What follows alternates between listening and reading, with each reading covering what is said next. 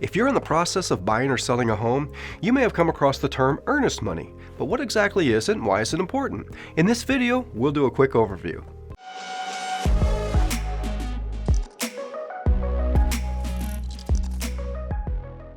In short, earnest money is a deposit made by a buyer to show their commitment to a real estate transaction.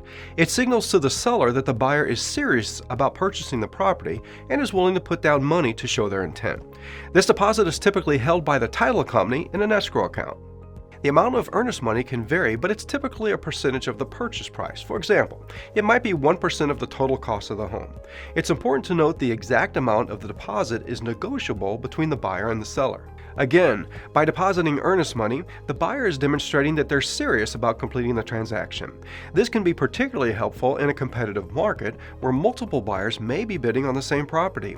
In this case, a higher amount of earnest money could be a deciding factor for a seller looking at several offers. The earnest money is applied towards the purchase price. If the sale goes through, the deposit will be credited towards the final cost of the home.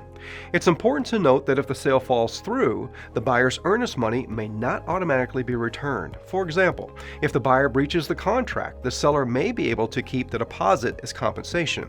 Of course, there are circumstances where a buyer's earnest money would be refunded, such as financing is denied or there are issues with inspections that cannot be resolved between the parties. It's important to carefully review the terms of the contract and understand the conditions under which the deposit would be returned or kept. When it comes time to consider the earnest money provision of a purchase contract, you'll likely have questions about the particulars, and we're here to help. As we always say, when it comes to real estate, it's good to know the rules.